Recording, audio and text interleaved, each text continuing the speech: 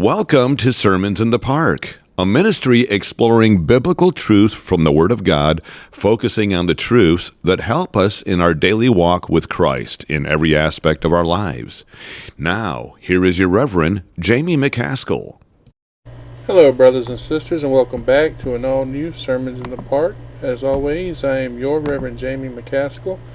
Now, before we get started here today, let me address first over for the podcast people. I know that you can hear my air conditioner in the background. I'm sorry. There's nothing I can do about that. Last week, I adjusted the podcast recorder to cancel that out, and you probably noticed that the audio was really low. So I don't want to go through that again this time and have the audio be so low. So now that that's out of the way, let me say welcome back to an all-new Sermons in the Park. As always, I am your Reverend Jamie McCaskill. Now, over on the podcast, guys, like if you guys are watching this video on BitChute, Rumble, YouTube, wherever you're watching, and you're not listening to the podcast, you really do miss out on a lot of great things that I do over there. I just did an episode entitled, Does the Ark Still Exist? But that got your interest, didn't it? You can go find that over on the podcast. You can find that on Spotify, Apple Podcast, Pandora, lots of different places. I also interviewed for people on Fostoria. I went down to Flippin' Jimmy's and I interviewed Matt James, the owner of Flippin' Jimmy's, about because he's the co-chair for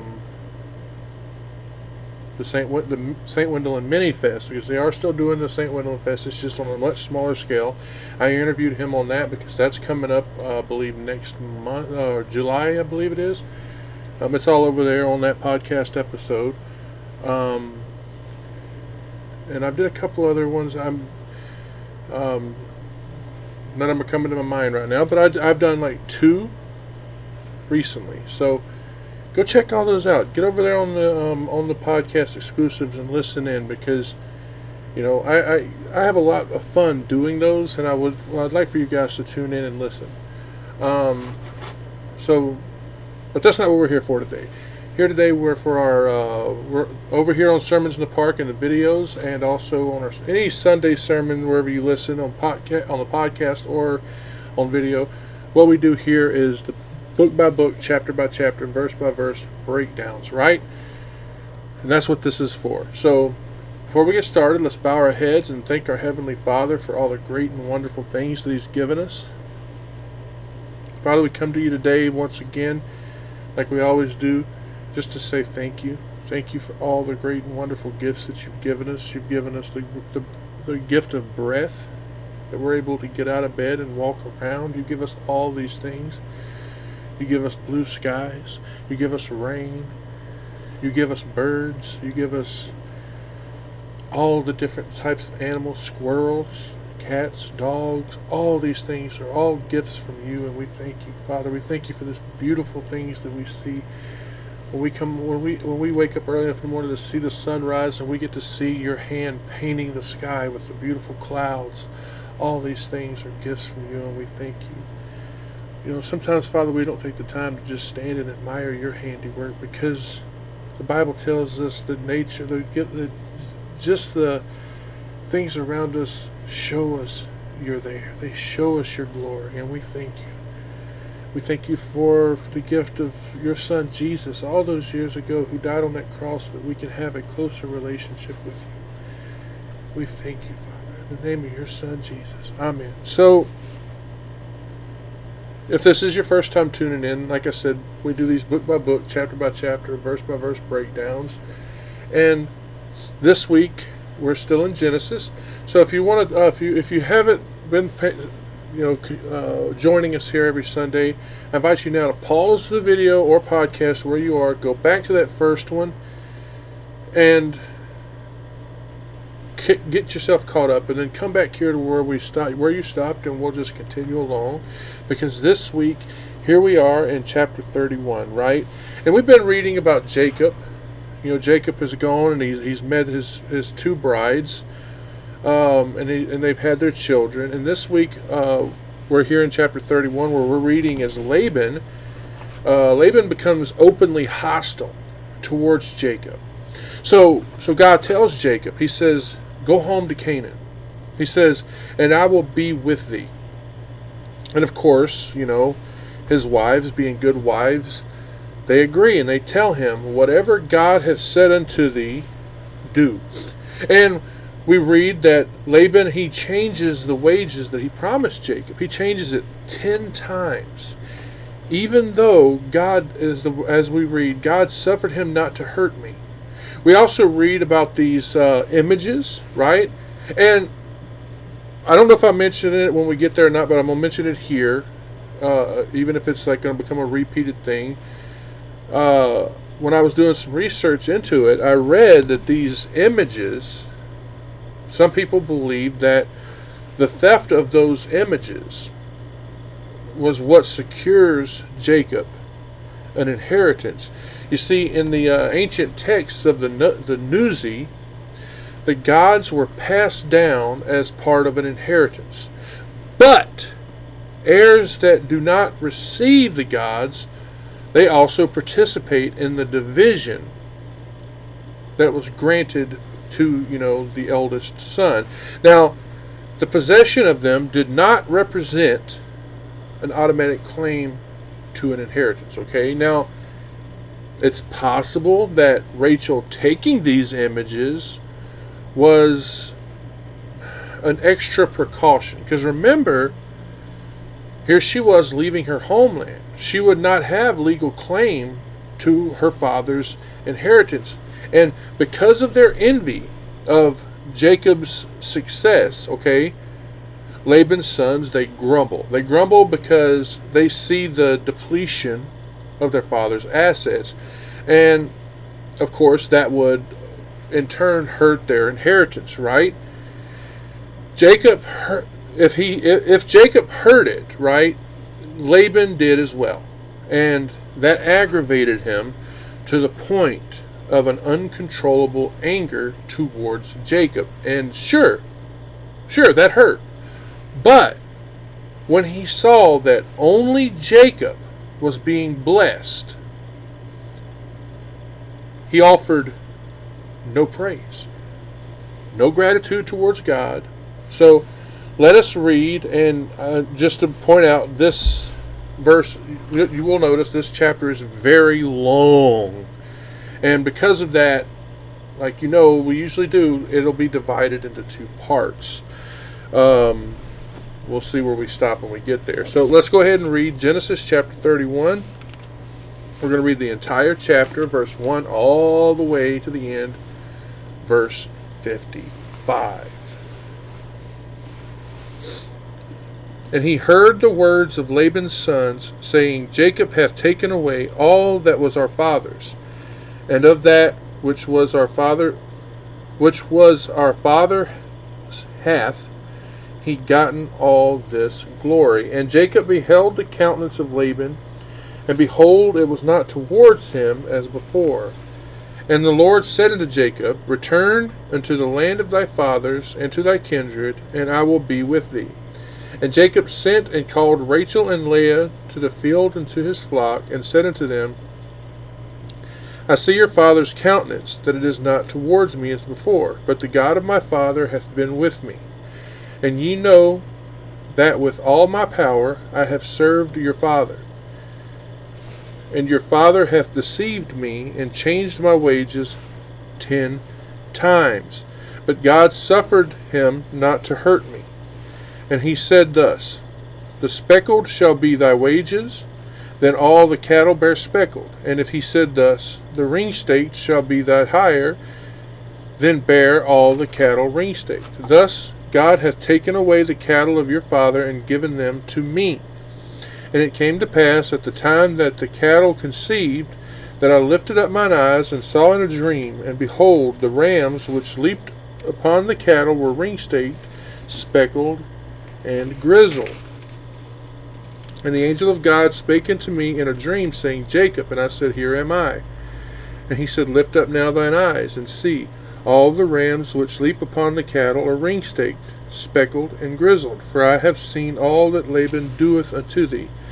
I am the God of Bethel, where thou anointest the pillar, and where thou vowed a vow unto me.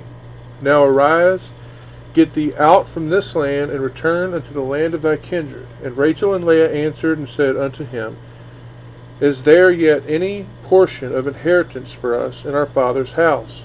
And are we not counted of him strangers? For he hath sold us, and hath quite devoured also our money.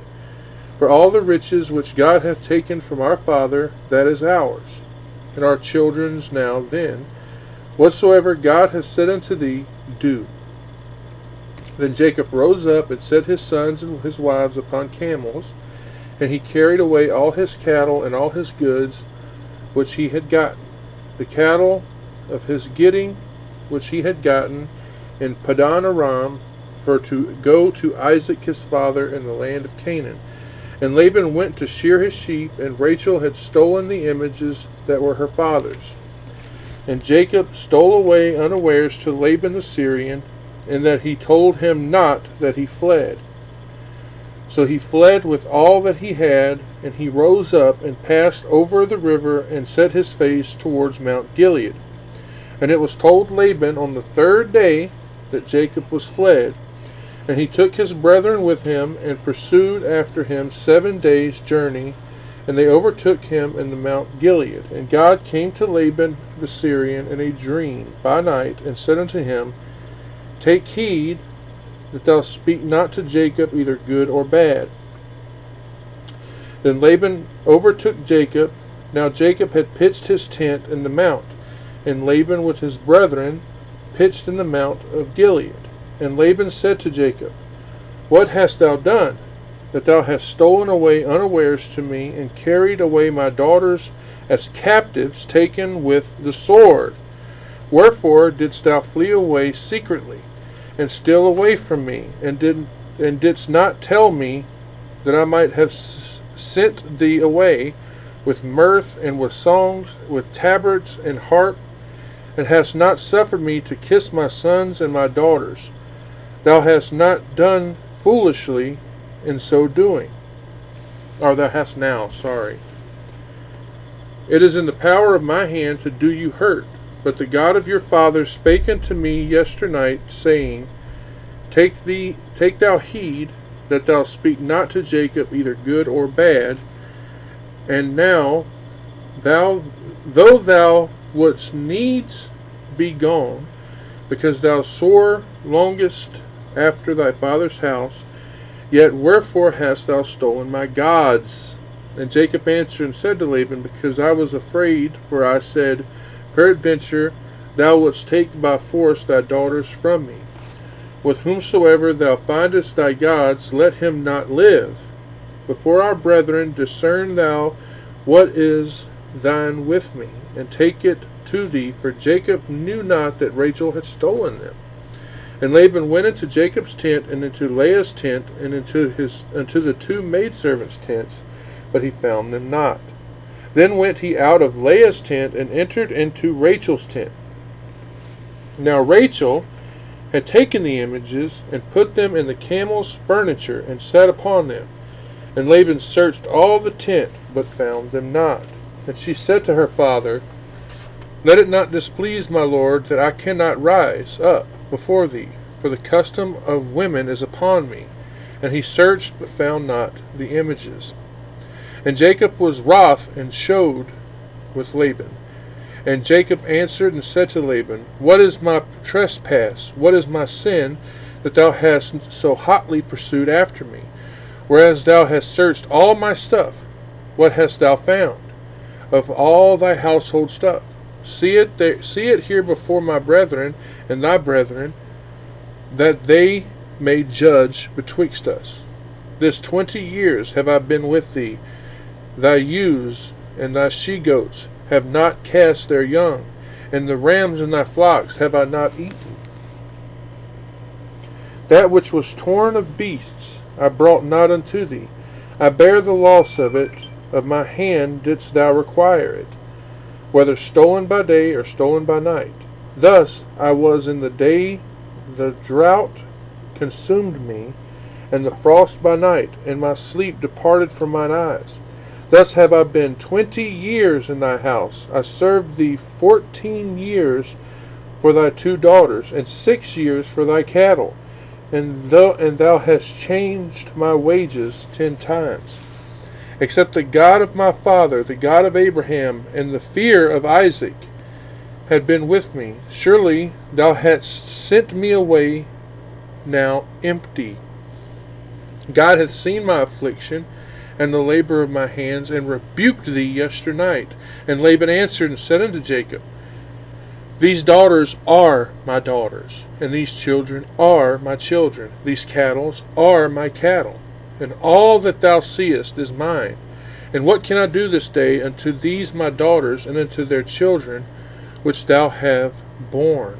Now therefore come thou, let us make a covenant, I and thou, and let it be for a witness between me and thee.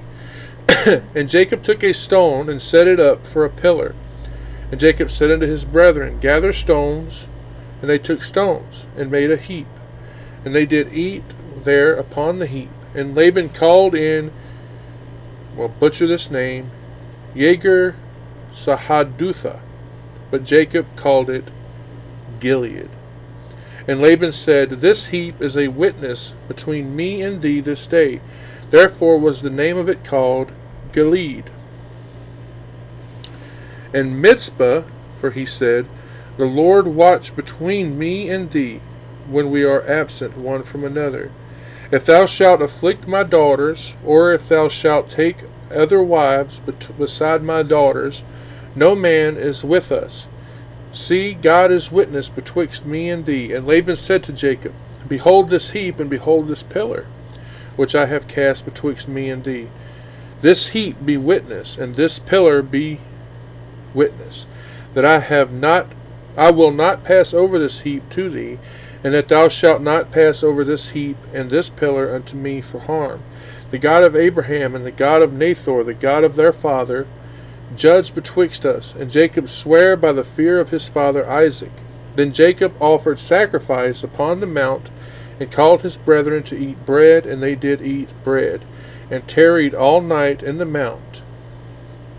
And early in the morning Laban rose up, and kissed his sons and his daughters, and blessed them. And Laban departed, and returned unto his place. Like I said, long chapter, right? So what do we usually do, guys? We go back and we read that first verse, right? And then we break it down. So the first verse we read today, chapter 31, verse 1.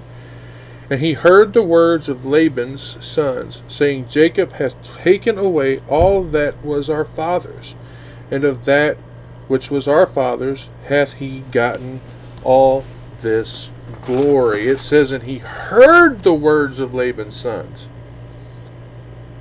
The he there is, of course, who? Jacob, right? And the Septuagint and the Syriac versions both make that crystal clear. Now, he heard it with his own ears. Did he overhear it in their tent? Maybe he was out in the field. I don't know. Or he could have heard it from someone. Maybe one of his wives told him, right? Maybe she heard it. Maybe a friend of hers heard it. Either way, these are the sons of Laban here. And they were in committee. They were taking care of the cattle that had been separated. Now the verse continues on to say, saying, Jacob hath taken away all that was our father's. They mean everything that their father had. And as we know, that is a downright lie. Okay, remember, they're taking care of their father's cattle. And later we see in verse 19, Laban is doing what? He's shearing his sheep. But here they are making it sound like Jacob had taken all of it, everything that belonged to Laban, and that he had taken it. And if not by force, then by some kind of fraud, right? So Jacob, he becomes afraid that Laban is going to treat him some ill way. and that it was time for Jacob to just, hey, I gotta go. Now the verse says, and of that which was our father's hath he gotten all the glory. This is speaking about, his servants, the cattle, the sheep, the camels, the asses, all of that. The places that worldly man place their happiness on. Their riches, right? Now, the Targum of Jonathan says the same thing, okay? And in a way, what they're saying is true. All that Jacob got did indeed come from their father's flock. But let's remember this. This was all according to the covenant that Laban and Jacob had made, right? It was obtained in a just and lawful way. But notice, Laban's sons are not thankful for their own wealth. The wealth that, let's face it, they obtained through Jacob. They're jealous. They're jealous at the animals being separated because they saw God, once again, blessing Jacob. So we see these little ingrates saying that Jacob had no legal rights to them and that he had taken them away from Laban. So let's go back to our verse 2 now.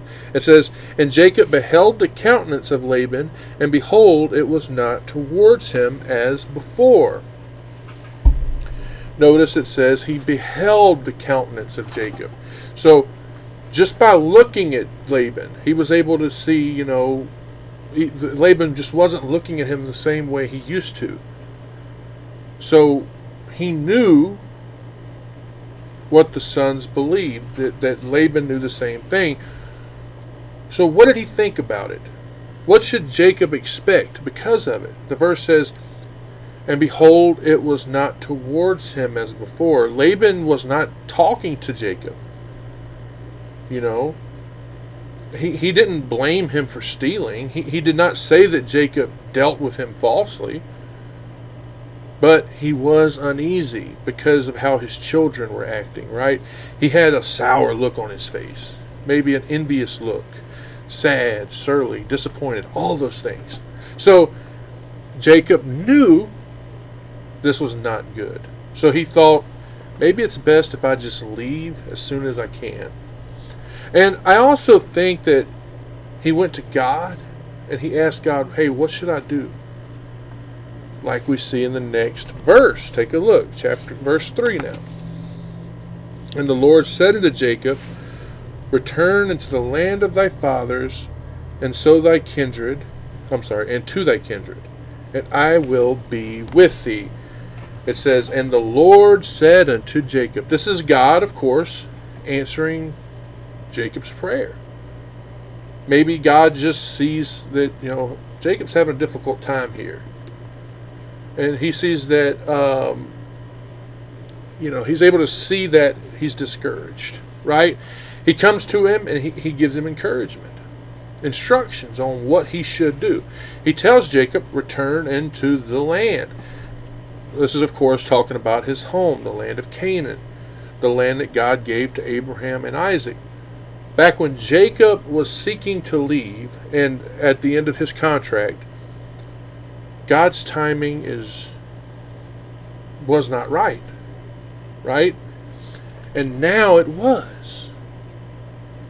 So God tells Jacob, depart, confirming, that he assures him of his presence, right? So here at the end of another 6 years, it was time to go. And the verse continues on, and to thy kindred, meaning, of course, his father, his mother, and his brother. All of them, they live in the land of Canaan during this time. Well, all that were still living anyway. Because I saw where some translate it to be to thy nativity, meaning the place where he was born. Also where he's having the desire to go home to, right? So God assures him. God says, I will be with thee. He will be with him. He will protect him from any kind of injury that's going to come on him. From Laban, from Esau. Laban had turned against Jacob at this time. So God's telling him, pull up stakes. Go home. Go home to your family. I will bless you. Okay? So let's now turn to verse 4, which says, And Jacob sent and called Rachel and Leah to the field unto his flock. And Jacob sent. So after God has encouraged him, and he's received directions from God, which it seems that he received while he was in the field. He must have been, right? Because he said what we're reading here. He must have been attending his flocks. He sends a messenger, home to his wives. This could have been one of his servants. It could have been a shepherd, right? And the verse says, and called Rachel and Leah. Now, did you notice Rachel is once again mentioned first? Because she's his proper, lawful wife. And she's actually called that when you go into Genesis chapter 46, verse 19. The son of Rachel, Jacob's wife, Joseph and Benjamin, right? And she was the reason that he also had Leah. Let's face that. Jacob, he's prudent. He's a prudent and affectionate husband. I don't know why I had so much trouble with that word. He thought that it was proper to tell his wives what he was going to do, what was going on. So he advises them. He did not want to leave, them there, but he also didn't want to take them away without telling them first. So he sends for them, and the verse says, "To the field unto his flock." He wants them to come to where he's at, where he's feeding the flocks. Now, yeah, there are several reasons he could have done that. And I think he just did not feel, right, that it was proper for him to just go home. I think that he just thought that it would be too hard to get them to go, into each other's tents as well. It was only right that they all get together and leave together. And that might actually cause some suspicion in the family as well. They could have heard them if they passed by. Not to mention, he might be afraid of Laban and his sons. He might be afraid that, since they are in such an ill temper, they might try to violently attack them. So, like we read here, he decides to have his wives brought to him in the fields where they could all talk privately. No one will overhear them. As well as he could make sure his flocks are not being neglected as well. Right? I mean, these are his flocks. This is where his livelihood is. So, let's go into verse 5 now. And said unto them, I see your father's countenance that is not towards me as before. But the God of my father hath been with me. Now, did you notice what it says? It says, your fathers, and then my father. The verse says, and said unto them, I see your father's countenance, that it is not towards me as before. Now, it may not have been on purpose, right? But this is a contrast. But it is very noticeable because it's their father that's rejecting him, whereas the God of his father is accepting him.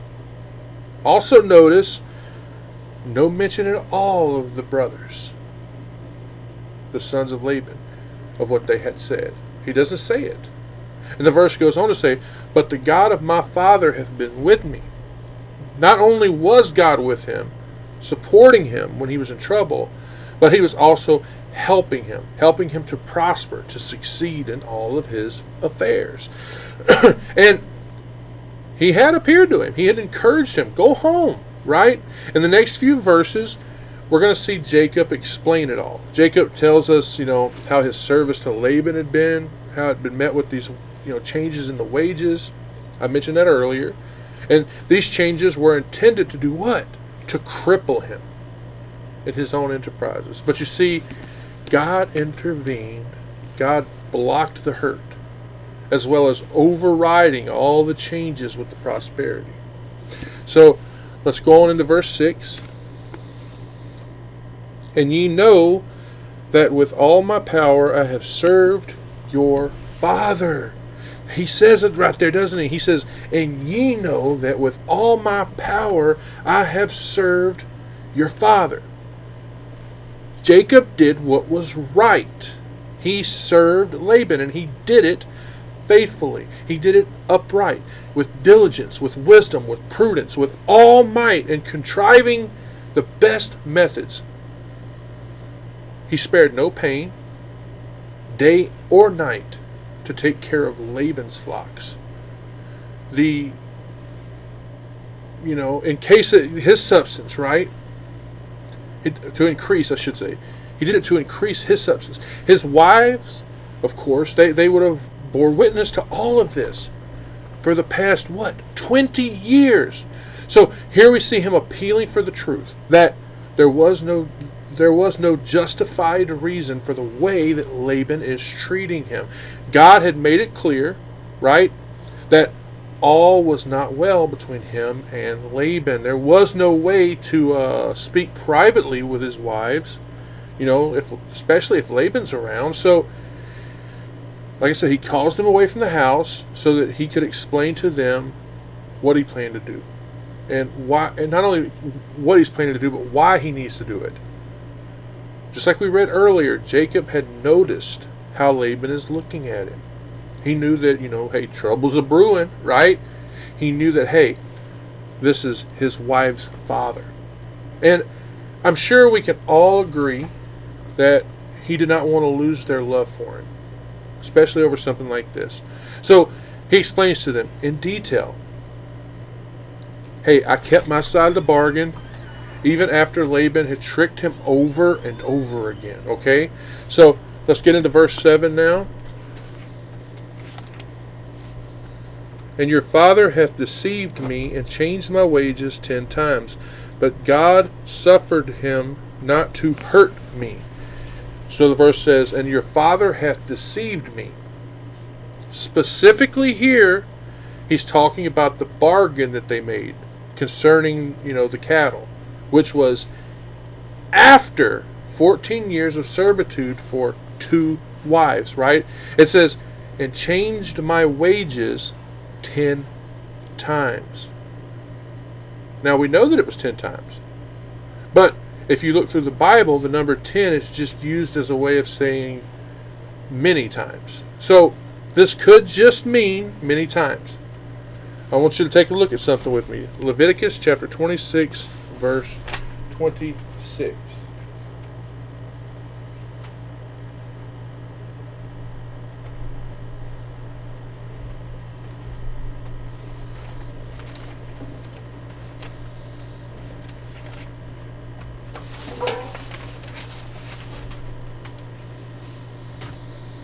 And when I have broken the staff of your bread, 10 women shall bake your bread in one oven, and they shall deliver you your bread again by weight, and ye shall eat and not be satisfied.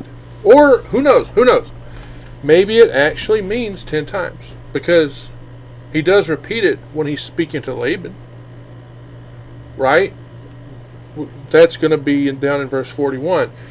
We know that at this time he served him for 6 years. That is what they agreed on, where he would have all that were his, all these cattle of different colors, the ones that were produced out of Laban's flock. We know that at first Laban was happy. He was very pleased because he had judged that it was good for him. I believe that most likely the first year, Laban didn't try to change the deal at all. And what he did, he was watching Jacob's cattle increase. And after that, he decided, hey, I don't want to abide by that agreement anymore. Now I want to make sure that I tell you that sheep in that area. The Mesopotamia, just like they are in Italy, they brought forth babies. They did this twice a year.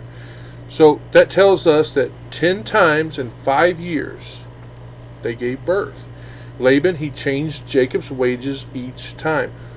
One time he probably let him, only have the speckled, not the ring-staked. Another time he might have given him the ring-staked, but not the speckled. Changing it each time depending on what the prevailing color was. Now, we can guess this because of what we later read. When we get to verse 8, Jacob says, "But God suffered him not to hurt me." God did not let Laban hurt Jacob. He also didn't let him, he also didn't keep him from his children as well. He also did not let evil be done to him because of his servitude, right? Laban, he chose which color to take, probably taking the color that he had the most of. Maybe all that were of a specific color. No matter which way it went, speckled or ring-staked, okay? So, let's go into the Bible again. Let's go back to Genesis. Let's look at, we're still in chapter 31. Look at verse 8. If he said thus, the speckled shall be thy wages, then all the cattle bear speckled. If he said thus, the ring-staked shall be thy hire, then bear all the cattle ring-staked. Notice it says, if he said thus, the speckled shall be thy wages. So what's this tell us? It tells us what he did. Sometimes Laban would tell Jacob that he could only have the speckled and not the spotted or the ring-staked or the brown. Remember, that was all according to the deal that they made. They would all belong to Jacob, right? Then the verse says, then all the cattle bear ring-speckled. That particular season, God would decide, hey, all of them would go to Jacob, and Laban would be disappointed. Jacob would have all of them, or the greater portion of them, like Ben Melech tells us. Now, the verse says, and if he said thus, the ring-staked shall be thine hire. So, when Laban would see that the cattle only gave birth to the speckled, he would change his mind. He would decide that it would not be the speckled or the brown, only the ring-staked, right? The verse says, then bear all the cattle ring-staked. So, then Laban would fix on to whatever that color was. That's Jacob's wage. Because he would assume, hey, that color is where God is. Let's keep going now. Stay with me. Verse 9. Thus God hath taken away the cattle of your father and given them to me. Jacob tells him, right? He says, thus God hath taken away the cattle of your father. Now, he doesn't mean all of them. Remember what we read earlier. He only got the larger portion, right? Sure, his share would have gotten smaller over time because of this, right? And more than I'm sure Laban had ever dreamed.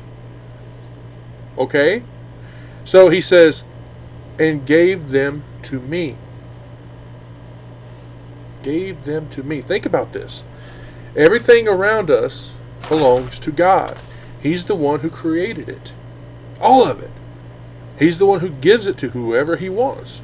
Even though Jacob had used everything that he could think of, every method that he knew, he still gives all the credit to God. That's what we're reading here. Amen? He says that God gave him the idea which method he should use. I mean, to a certain extent, all of these statements are true, right? Jacob just withheld a few details concerning what he did during the watering. In a way, it is possible, right? Because if God had not gave him the plan, there was no way it would have worked. And we also know that God promised Jacob that he would bless him, right? And he did. Now, as I said earlier, Laban had also been blessed because of the overflow. God blessed Jacob so much that the overflow went to Laban. God could certainly have arranged for these animals to be born with the markings that were agreed on. So yes, the statement's true.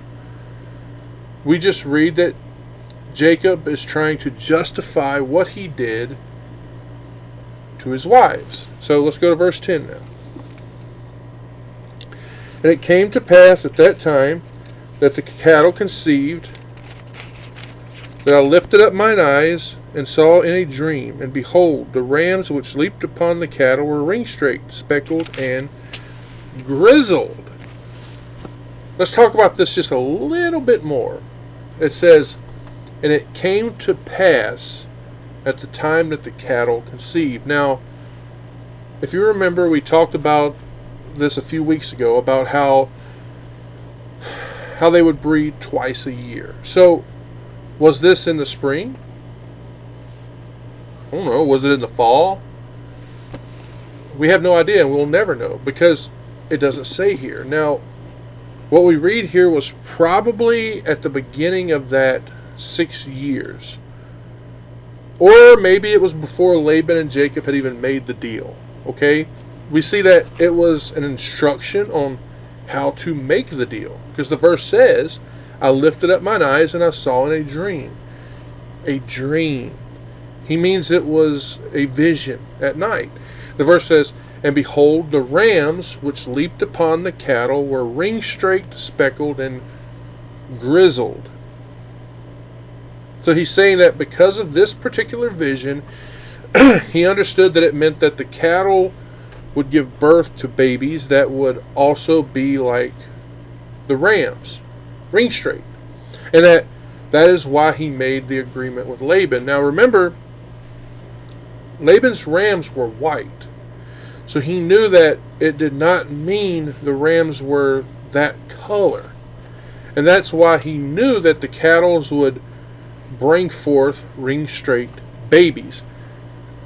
As far as him doing those rods, I don't see how this vision even gave him that instruction. We also see how other colors are mentioned here as well, don't we? Because we see grizzled. Now, grizzled means spotted. We didn't see that color even mentioned, did we? And see, spotted would mean like being hit with a hailstone, because that's a different type of speckled.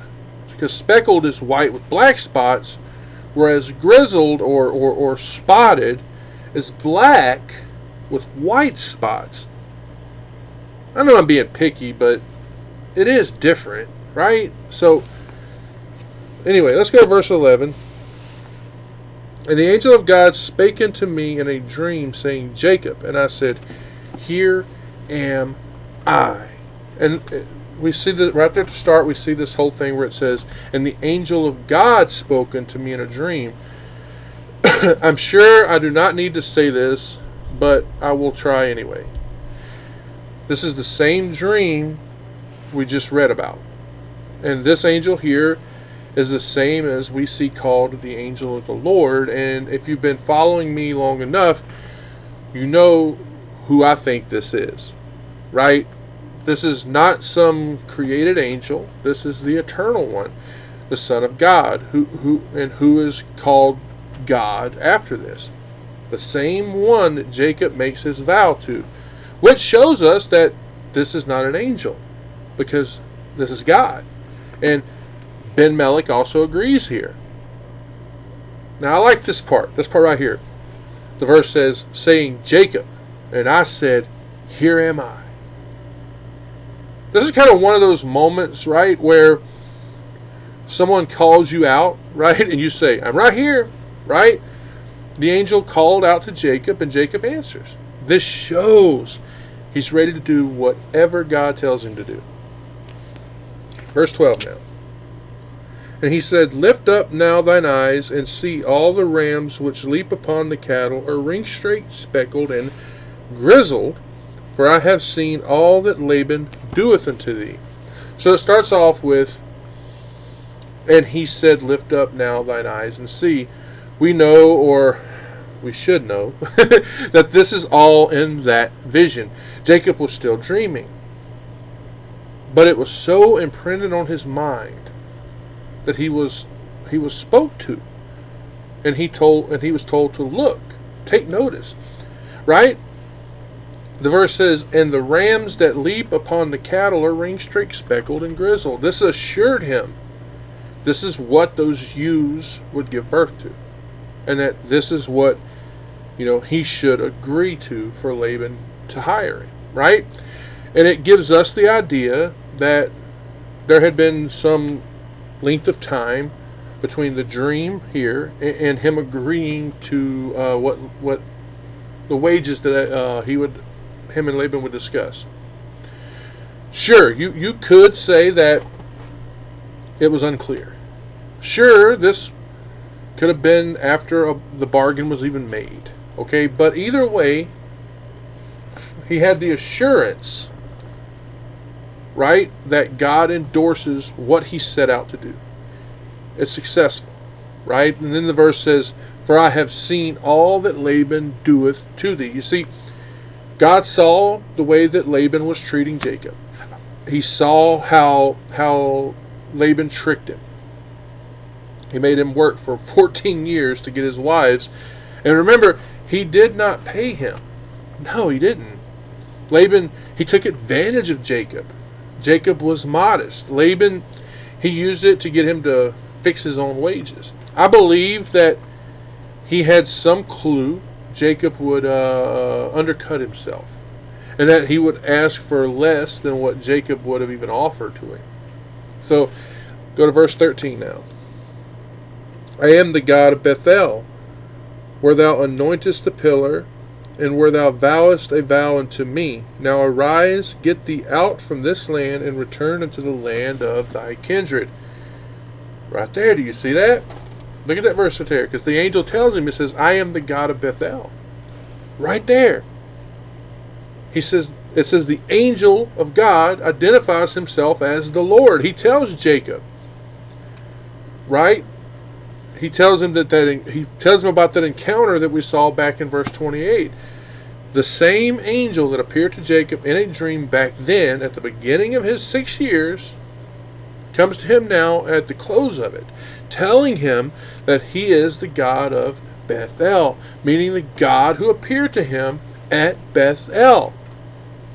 That's how Ankelos and Jonathan both paraphrase the words here. You see, you have two different two different visions. The one concerning the rams and the different colors, and then this one. They're being told together because they both are concerning the same thing, the same affair. Let's keep going here. The verse says, "Where thou anointedst the pillar, and where thou vowed a vow unto me." I feel it's very important that we go back and we reread that again. And then we look at Genesis chapter 28, verse 19 and 20. "Where thou anointedst the pillar, and where thou vowed a vow unto me." So then we go back, chapter 28. We're going to look at verses 19 and 20.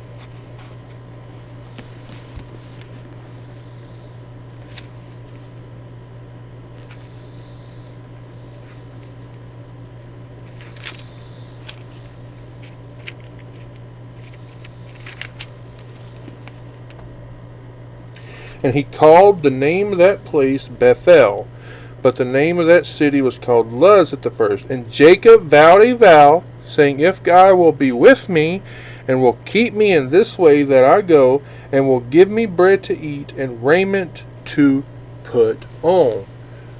Let me reiterate this. This is signifying the divine approval of Jacob naming Bethel. And not only that, but also what he did there, and him believing in the promise that was made. Okay? The verse then says, "Now arise, get thee out from this land," meaning out of the land, right? Mesopotamia. Or if you prefer, some people do, Syria. Not only that, but also out of Haran, which is where he's at right now. The verse goes on to say, "And return unto the land of thy kindred," being Canaan, right? Which is where he was born, as well as where his family is. Again, we can tell that this is at the close of those 6 years because of what's being said. Because Jacob must be thinking, finally, right? Now, God's telling him that he can go home. He can go home to his family. God has showed Jacob how to increase his flocks. God is mad at Laban. He reminds Jacob of his oath at Bethel. What we read here is Jacob just saying, I should say, telling his wives about all of this, so that there's no trouble with them, because they're going to be leaving their homeland. You'll see as we move on that the wives, they have no problem with it. There was no ties to bind them. They also agree with God, with God intervening. So let's look at verse 14. And Rachel and Leah answered and said unto him, Is there yet any portion of inheritance for us in our father's house? Wow. Notice, and Rachel and Leah answered and said unto him. I believe that they're answering him one after the other. They're agreeing, right? Now, is it possible that Rachel is answering for both of them? And the only reason I say that is because her name comes first. And sure. I say that because we see in the Targum of Jonathan that it says that Rachel answered with the consent of Leah. And we read that they say what? It says, Is there any portion of inheritance for us in our father's house? They're his children. They should expect to have a children's portion given to them. But you see, when you look at the attitude of Laban, the way that their marriage, right? And even since then, he most likely wouldn't have given them anything. Right? He would probably have just kept it all for himself. Maybe he would have given it to his sons. Right? They're basically showing Jacob here that they were more than willing to just leave their father's home and go wherever Jacob went. They knew that there was nothing here for them. Now look at verse 15. And are we not counted of him strangers? For he hath sold us and hath quite devoured also our money. We spoke about this earlier. Look at what they said. Are we not accounted of him strangers? Laban never treated them like his children. He didn't. He didn't even treat them like freeborn people. More like they were foreigners to him. Like foreigners that he had captured during a war, or some person that he bought. Maybe like they were born of women like that, maybe. So he had the right to sell them. The verse then says, "For he hath sold us." No, don't forget. Technically, he did. He technically sold them to Jacob for 14 years of service, like they were his slaves. He didn't give them dowries, right? The verse then says, "And hath quite devoured also our money," meaning what he got from Jacob, right? Because Jacob had been serving him, so all the money he got, he never gave them a portion of it. He spent it all on his sons, and the daughters, they didn't get anything. Verse 16. For all the riches which God hath taken from our father, that is ours, and our children's now then. Whatsoever God has said unto thee, do. The wives continue on, don't they? They say, for all the riches which God hath taken from our father, he gave them to Jacob in payment for labor, right? The verse goes on to say, that is ours and our children's. It was theirs by the law of nature, right? It had been passed into Jacob's hands in payment for his labor and services. So it does not bother them that, hey, he took it, right? They go on to say, now then, whatsoever God hath said unto thee, do. They're telling him very wisely, I might add, let's go home to Canaan, like God had told him to do. And that they were willing to go with him. I love this because it shows that Jacob's wives support him fully. Bear in mind, though, that they said it themselves. Their father sold them to Jacob. So, in a way, you could say he owes them, right? Their father had taken everything that he got from them, and gave them nothing. If you pay attention to their words, they're even saying that what Jacob had taken from Laban did not even belong to him anyway. It belonged to him. They felt that God did what was right, and when he took their worth from Laban and he gave it to Jacob. So, verse 17. Then Jacob rose up and set his sons and his wives on camels. It says that then Jacob rose up. So he got up in the morning. He went over to Laban's house where his children must have been. And I say this because of what we read in verse 19 about Rachel's theft. So keep that in mind, because the verse says, and set his sons and his wives upon camels, meaning his own camels. These camels would have been fit for him and his family to travel on. And he sets his wives and children on them. And by wives, I mean both Rachel and Leah, as well as those concubines, because they're his wives too, remember, Bilhah and Zilpah. Because we find out later in chapter 33 that they also were with him, right? Now the verse tells us, and his sons. But I think that this should say his children, because we do know that not all of them were sons. He also had a daughter, right? All of them were young. His oldest was Reuben, and he could not have been much older than 12 at this time. We also know that Joseph would have been about 6. So let's look at verse 18. And he carried away all his cattle and all his goods which he had gotten, the cattle of his getting which he had gotten in Paddan Aram, for to go to Isaac his father in the land of Canaan. This verse starts off by saying, and he carried away his cattle. And this would include all of them, his sheep, his camels, his asses, all of it.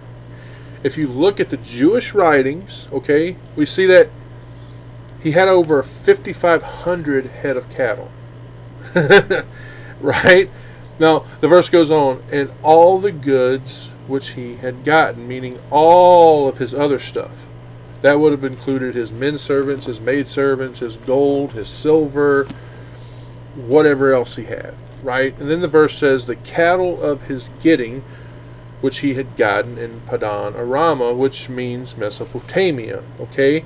Now, I point this out to make sure that you understand he only took what he owned. Nothing that belonged to Laban. The verse then says, for to go to Isaac his father in the land of Canaan. Now don't make a mistake here. It would be a long time before he even gets to his father. He stopped and he lived in several different places before he got there. Again, can I point out that we see no mention of Rebekah at all? And I think that maybe she had died by this point. So we can gather that Jacob, he slips away while Laban's least expecting it. I think he did this because he expected some trouble. Because if Laban knew what he was going to be doing, either that, or maybe he thought that Laban would, try to talk him into staying. Because I believe that Jacob expected there would be a fight. And he didn't want that. All right? So he just kind of slips away like smoke rings in the dark to keep down trouble. Right? Canaan always held a call on the men of God, and it would one day be inherited by his ancestors because it is the promised land. So go to verse 19. And Laban went to shear his sheep, and Rachel had stolen the images that were her father's. We see Laban, he gets to work. The verse actually starts off with, and Laban went to shear his sheep. Now the sheep at this time were being taken care of by the sons of Laban, which were, about 3 days' journey from Jacob's flock. So this here makes it very easy for Jacob to just leave with his family and his stuff. Because like I said, he was far away from Laban and his sons. Now the verse tells us Rachel had stolen the images that were her father's. We later see these images called gods. Now, these images were things that he would pray to, treating them like idols. These were some kind of penance or some kind of a household god. Okay, the Hebrews, we see them called I should say in Hebrew, we see them called teraphim. Let's look at some verses here. We got several to look at here. 2 Kings 23:24.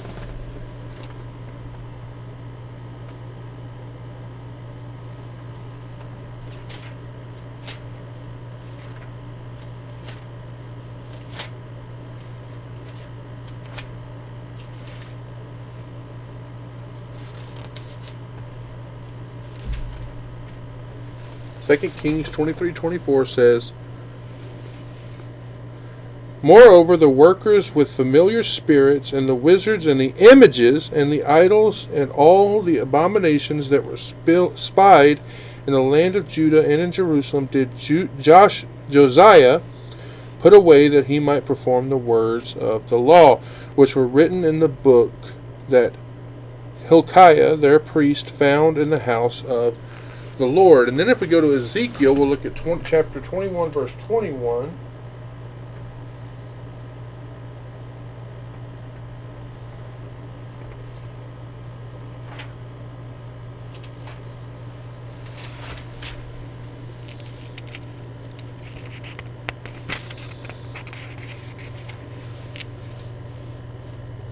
"For the king of Babylon stood at the parting of the way, at the head of the two ways, to use divinations. He made his arrows bright. He consulted with images. He looked in the liver." These things are of all different kinds of shapes and sizes. Generally, they were like nude goddesses who had accentuated features. They signaled protected for someone or for the inheritance rights. And sometimes it's said that they would guarantee fertility. Now, you would think that during these 20 years of being together that she would have learned better, right? Being Jacob's wife. But if she believed in them, been so superstitious or an idolater, I don't think she would have done what she does when we get to verse 34. I like to think that I agree with Jarkey when he says, because what he says is that she did this to wean her father away from idol worship, so that she could convince him that these images were not gods. There's also the possibility, that she thought that by doing this, Jacob would be recognized as the head of the household after Laban died. No matter how you look at it, though, it is a terrible sin to steal. But not only that, Rachel was carrying a false god along with her as well. Think about this. This is the first mention we get of Laban as an idolater. Doesn't it make better sense why God allowed Laban to lose so many animals to Jacob, now that we see this?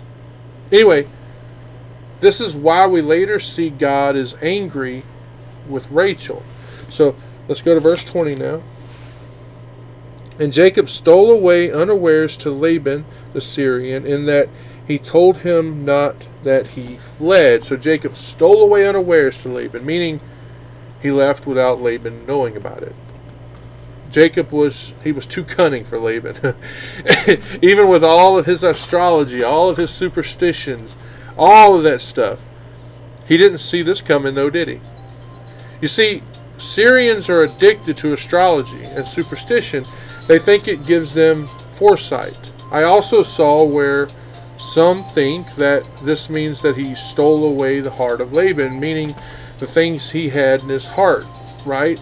Not his gods, meaning the ones Rachel stole away, not his daughters, who he doesn't even seem to care about, but the cattle and the goods that Jacob took with him. Those are what his eyes and his hearts are set on. He hopes that he could have them for himself. One way or another, right? I think what I said makes more sense, though, doesn't it? That he stole away without knowledge. And I believe that's what this means. In fact, the verse makes it clear, because it says, and that he told him not that he fled. He didn't even tell him he was planning on leaving.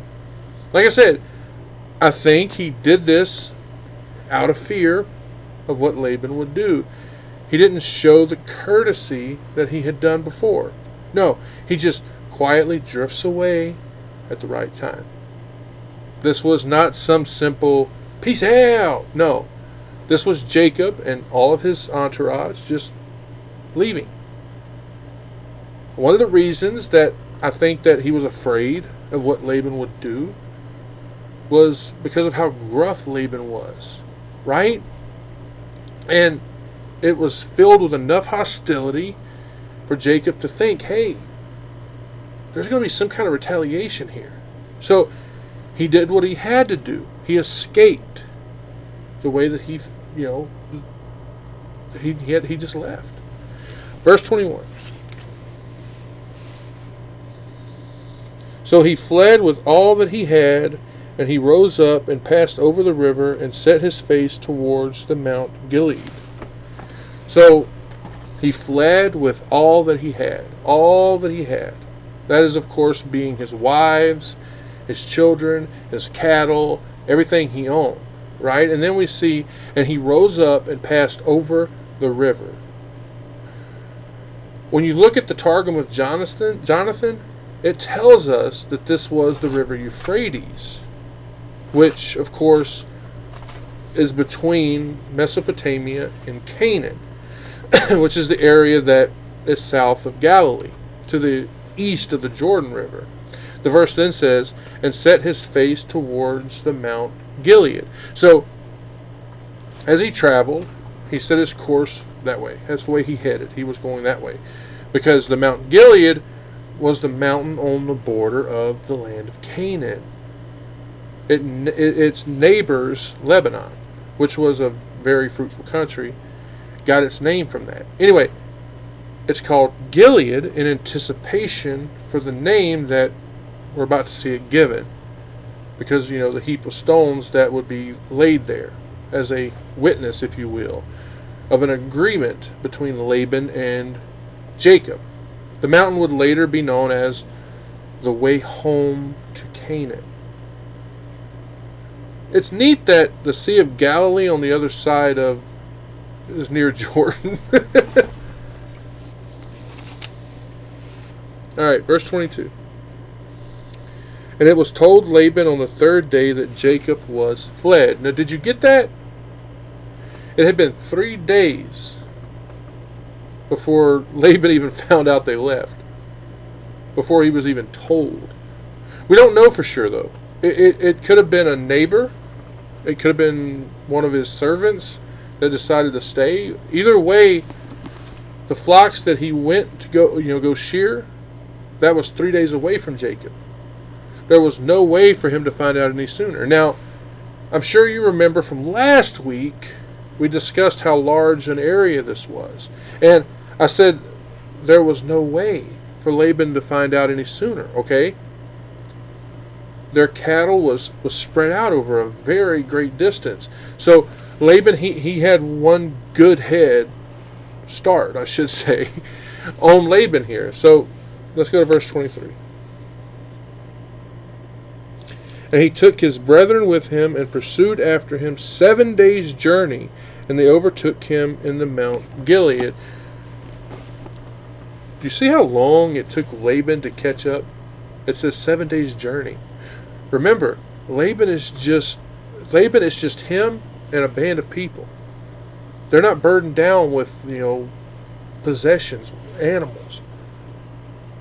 This shows us just how hard Jacob and his people were marching. They're motivated by fear. These 7 days, this is not speaking of when Jacob departed. This is talking about 7 days that, remember, Laban had been 3 days away, right? So When you add that, Jacob had been traveling for 6 days before Laban and his men, they set off for Haran. So if you add that all up, Ben Gurion, he says that Jacob had been traveling for 13 days at this point.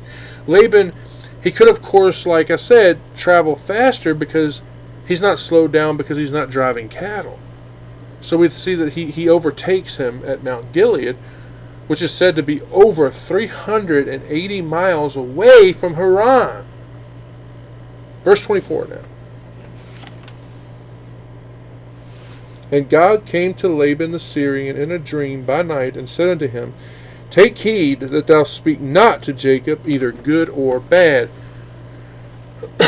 Look at what God tells Laban here. He says not to speak to Jacob. It says, take heed, either good or bad. Again, God is sovereignly protecting Jacob, just like he did Abraham, just like he did Isaac, preventing anyone from harming him. Laban is warned. He's warned not to use anything in the full range of options, from the good to the bad. This keeps him from bringing Jacob back. Verse 25 now. Then Laban overtook Jacob. Now Jacob had pitched his tent in the mount, and Laban with his brethren pitched in the mount of Gilead. So Laban overtook Jacob. He made it to the mountain at night, and then he came to them in the morning. He wanted to talk to him, because the verse says, Now Jacob had pitched his tent in the mount, and Laban with his brethren pitched in the mount of Gilead. They were both on the same mountain. I believe one was probably at the top, and the other one was probably at the bottom. Now, or you could say maybe one on one hill, one on the other. Either way it went, they were both there. Verse 26.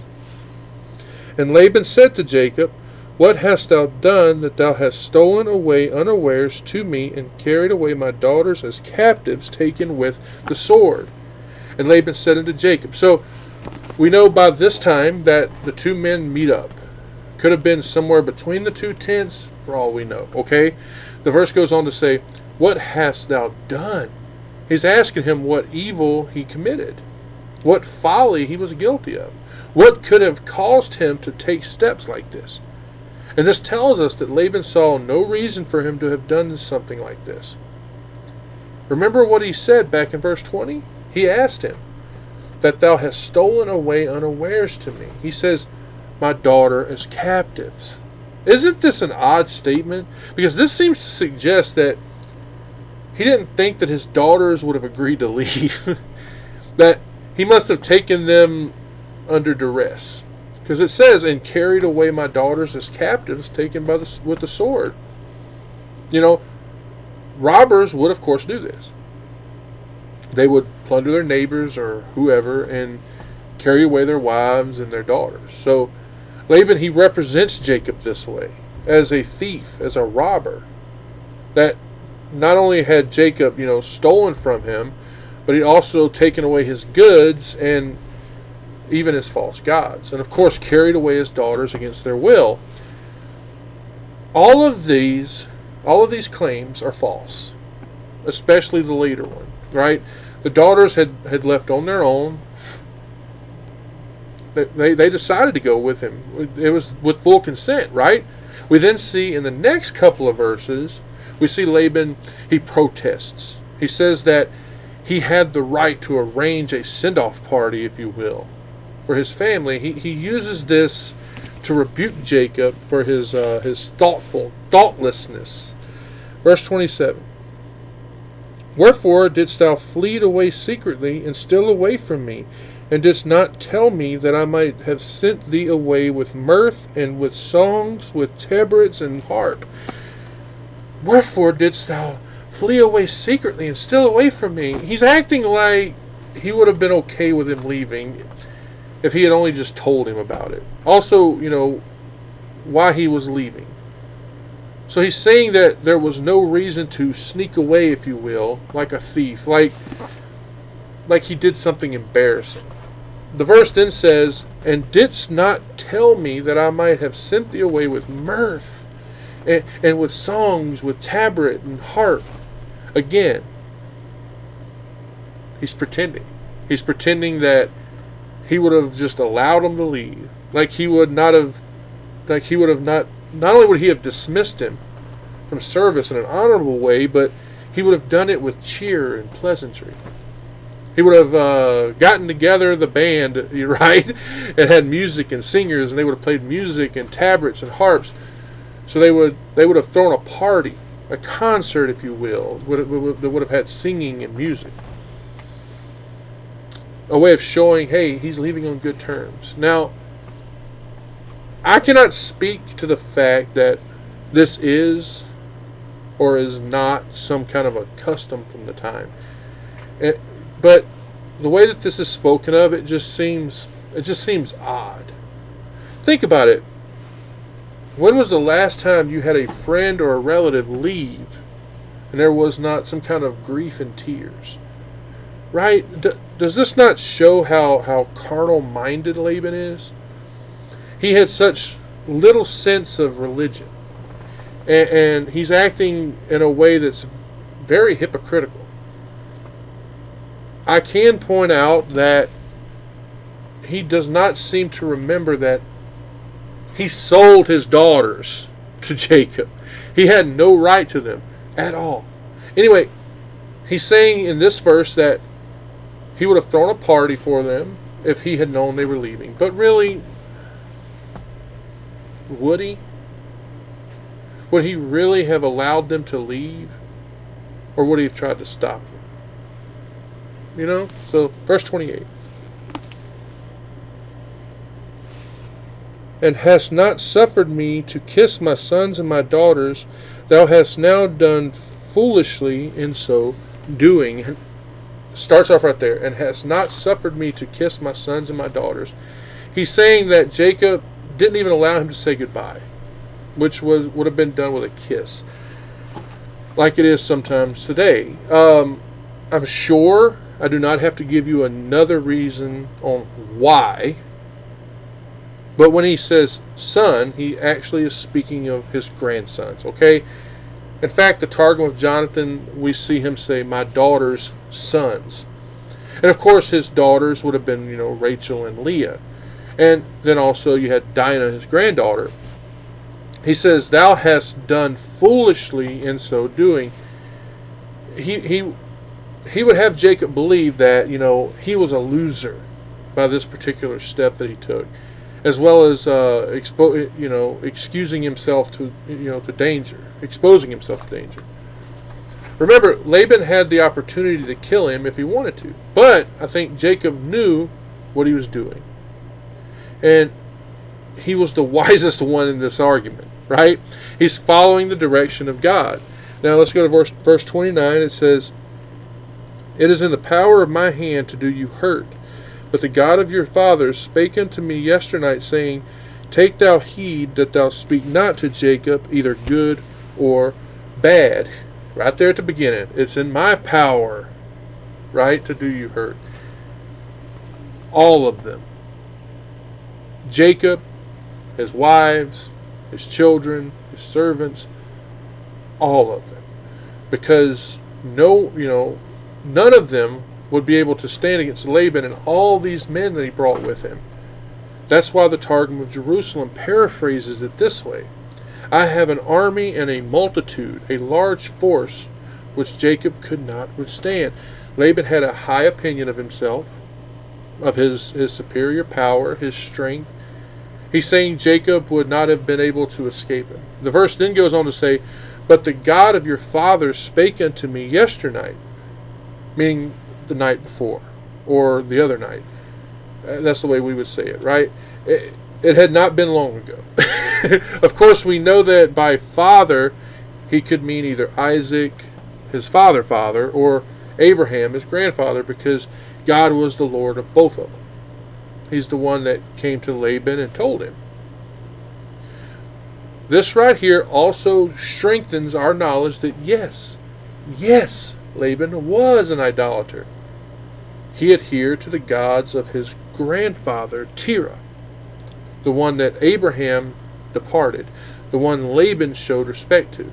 This tells us that he indeed allowed the religion of his, or followed, I should say, the religion of his ancestors. Even though he never calls him his own God, we see him show reverence to him.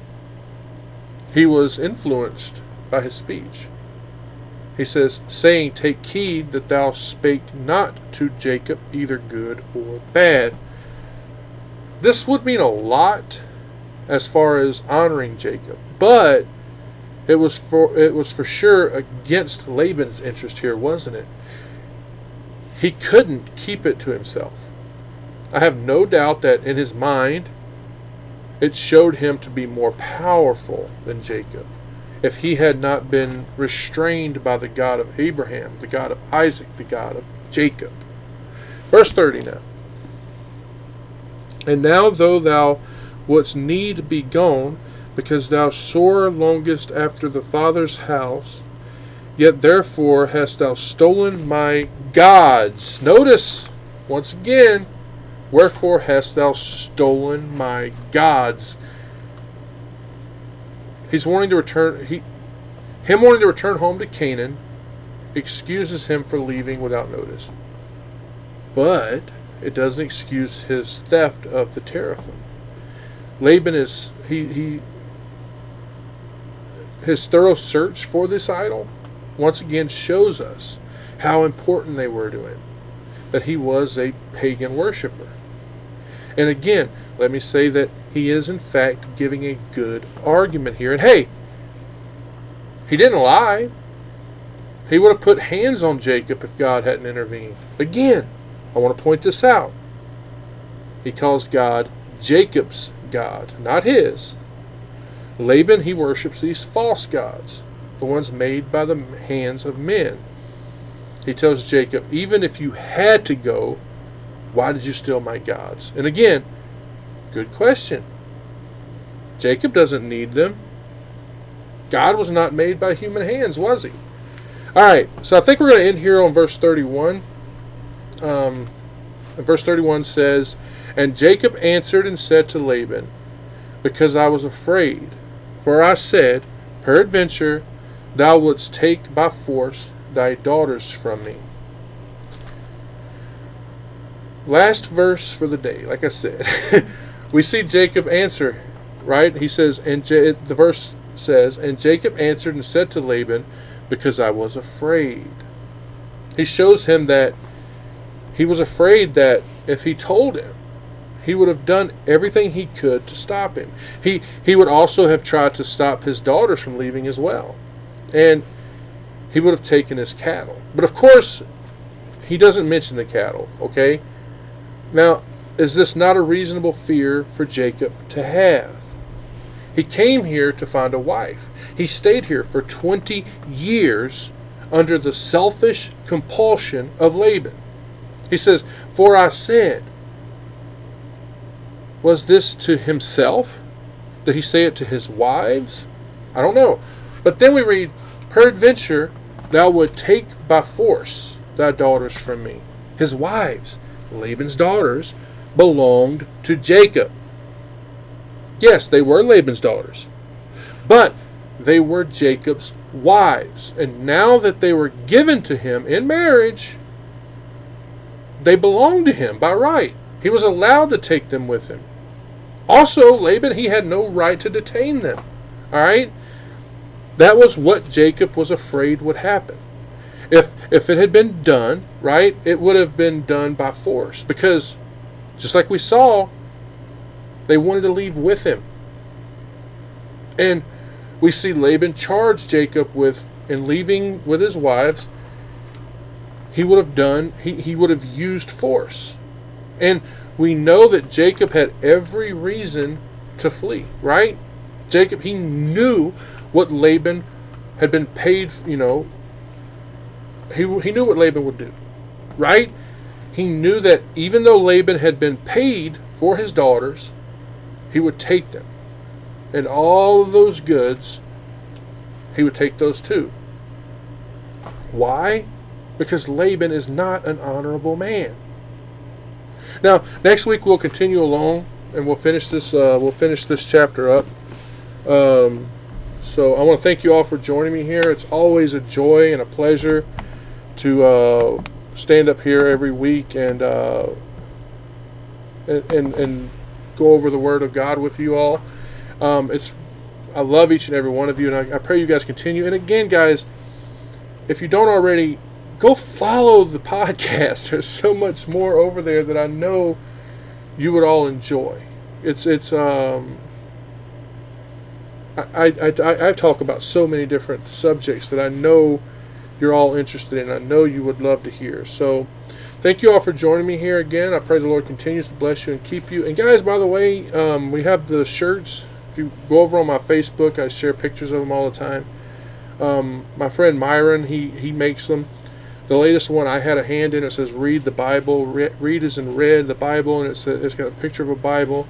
And on the back it has the famous quote at the beginning, a book by book, chapter by chapter, verse by verse breakdown. He sells those for I think $25. I had a hand in making this newest one, and I think you'd like it.